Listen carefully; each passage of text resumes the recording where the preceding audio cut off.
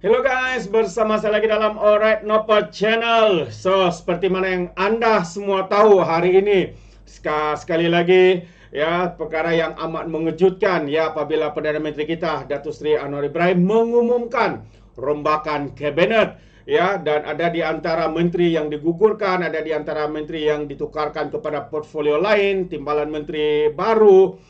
Dan seperti itu juga ya, Datuk Seri Mat Sabu terus dikekalkan. Dan hari ini kita mau mendengar komen dan juga pandangan Datuk Seri Mat Sabu ya berkaitan dengan rombakan kabinet yang diumumkan oleh Perdana Menteri kita. Dan juga Dr. Zulkifli, mantan Menteri Kesihatan, hari ini kembali semula ke dalam kabinet kerajaan dan juga dilantik sebagai Menteri Kesihatan sekali lagi. Jadi menarik sahabat-sahabat semua untuk kita dengar ya kenyataan daripada Datuk Seri Mat Sabu ya berkaitan dengan rombakan kabinet yang dilakukan oleh Perdana Menteri kita Datuk Seri Anwar Ibrahim. Assalamualaikum warahmatullahi wabarakatuh. Salam sejahtera, salam Malaysia Madani. Hari ini kita baru mendengar pagi tadi pengumuman yang dibuat oleh Yang Amat Berhormat Perdana Menteri tentang rombakan kabinet yang dinanti-nantikan oleh sekalian rakyat Malaysia. Alhamdulillah, Perdana Menteri telah membuat rombakan mengikut pandangan Perdana Menteri. Dia telah memilih yang dianggap terbaik untuk kabinetnya. Bagi sebagai Presiden Parti Amanah Negara, saya amat bergembira, terutama sekali Datuk Zulkifli, bekas Menteri Kesihatan yang dianggap membuat kejayaan yang baik semasa 22 bulan menjadi Menteri Kesihatan, sekarang dikembalikan tugas itu kepada Datuk Zulkifli. Dari segi amanah, kita kekalah dengan dua menteri, dua timbalan menteri, dan saya mengharapkan bahawa kabinet ini akan menjalankan tugas yang terbaik yang dikehendaki oleh Yang Amat Berhormat Perdana Menteri. Memang hak untuk melantik menteri kabinet, timbalan menteri dan sebagainya, itu adalah hak mutlak Perdana Menteri. Walau bagaimanapun, Perdana Menteri mengambil kira kedudukan parti-parti politik, sokongan umum dan sebagainya. Dan saya sendiri yang terus diberi kepercayaan, saya akan menjalankan tugas sebaik mungkin selagi diberi kepercayaan oleh Perdana Menteri, dan akan menjalankan tugas sebaik mungkin di bawah Kementerian Pertanian dan Keterjaminan Makanan. Begitulah juga pegawai-pegawai kementerian. Kita akan berpadu tenaga untuk mencapai cita-cita kerajaan Madani di bawah Perdana Menteri Datuk Seri Anwar Ibrahim. Terbaik sahabat-sahabat semua.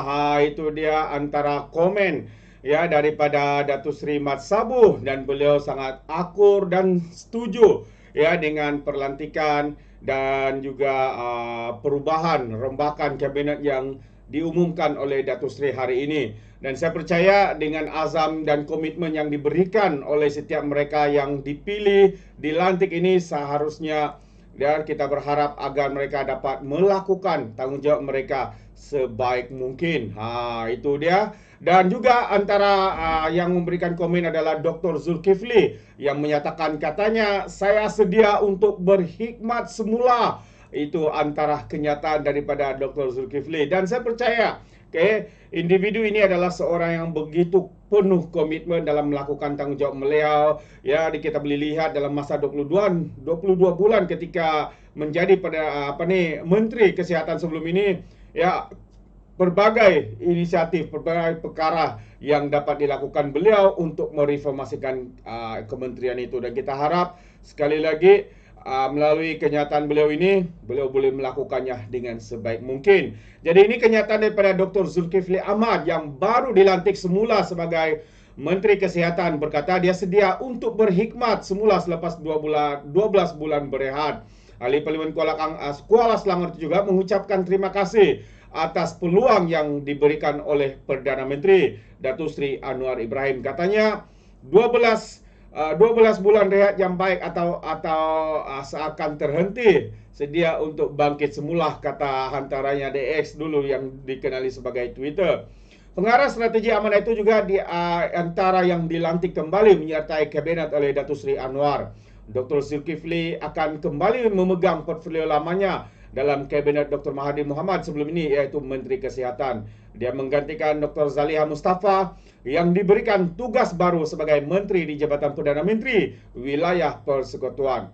Zulkifli adalah antara menteri pertama berdepan dengan pandemik COVID-19 ketika ia mula-mula menyerang negara beberapa tahun yang lepas. Itu dia sahabat semua. Ya, dan kita berharap kenyataan dan juga komitmen yang diberikan oleh mereka ini mampu ya untuk membangkitkan semula tanggungjawab mereka dan sebagainya. Dan rata-rata rakyat juga menyambut baik ya perlantikan semula Dr. Zul ini, dan ada di antara mereka yang berharap ya agar Dr. Zul kembali memberikan sinar untuk gig. Ini antara rakyat yang bersuara di luar sana. Ya, harap katanya ya Dr. Zul bawa kembali sinar untuk gig ini. Apa ini gig sebenarnya sahabat semua? Jadi mari kita ikuti sebenar kenyataan media ini juga. Jadi kalau kita lihat peruntukan generasi penamat rokok, itu dia untuk gig ini, peruntukan generasi penamat rokok berkaitan rokok dan vape yang digugurkan daripada rang undang-undang Kawalan Produk Merokok Demi Kesihatan Awam 2023 mungkin boleh menjadi kenyataan semula susulan pelantikan Menteri Kesihatan Dr. Zulkifli Ahmad. Zulkifli yang mengambil alih tugas Zaliha Mustafa sebelum ini pernah berikrar untuk mengembalikan pelaksanaan gig pada masa yang lebih sesuai. Berdasarkan Handset Parlimen, Zulkifli juga pengerusi jawatan kuasa khas Parlimen berkaitan kesihatan pada 29 November menyatakan rasa sangat kecewa susulan pengguguran peruntukan gig tersebut. Katanya, kita terpaksa menerima bahwa kita terpaksa menangguh keinginan kita untuk menjadi peneraju dunia dan global dari hal menentang big tobacco itu, katanya. Dan RUU itu juga diluluskan di Dewan Rakyat pada 30 November selepas proses mencabar sejak dicadangkan kali pertama tahun 2022 oleh Menteri Kesehatan ketika itu, Khairy Jamaluddin. Ya, kalau sebelum ini Khairy mendakwa terdapat beberapa menteri menghalang undang-undang untuk mengharamkan golongan yang lahir selepas 2007 memberi produk berasaskan nikotin. Katanya, cara kabinet menguruskan perkara itu amat huru-hara. Selepas peruntukan gig digugurkan, Khairy secara sinis mengucapkan tahniah kepada pemain besar industri vape dan tembakau kerana mereka menang. Zulkifli ketika menjadi Menteri Kesihatan dari 2018 ke 2020 mengharamkan rokok di bangunan Parlimen. Dia juga memperluas larangan itu daripada restoran tertutup kepada premis terbuka. Denda 10,000 atau 3 tahun penjara akan dikenakan terhadap pelanggan dan pemilik premis yang tidak mematuhi arahan tersebut. Itu antara perkara ya yang pernah dilakukan oleh Dr. Zul. Jadi ramai juga yang mengharapkan agar Dr. Zul mengembalikan semula ya, RUU ini selepas digugurkan beberapa hari yang lalu. Jadi terima kasih sahabat semua. Sehingga itu sampai di sini saja. Sekiranya Anda juga mau berikan sebarang komen berkaitan dengan perlantikan Dr. Zul dan juga Datuk Seri Mat Sabuh yang kekal bersama dengan kita. Kerana apa? Ya, saya percaya komitmen dan kerja yang beliau lakukan tidak boleh dipertikaikan lagi. Kalau zaman Perikatan Nasional, telur ayam hilang entah ke mana, Datuk Seri Mat Sabuh dapat menyelesaikannya di dalam tempo di bawah setahun, sahabat-sahabat semua. Inilah komitmen, inilah yang mereka berikan. Dan kita ucapkan tahniah kerana kekal dalam kementerian itu. Dan kita harap terus bersemangat untuk rakyat di luar itu.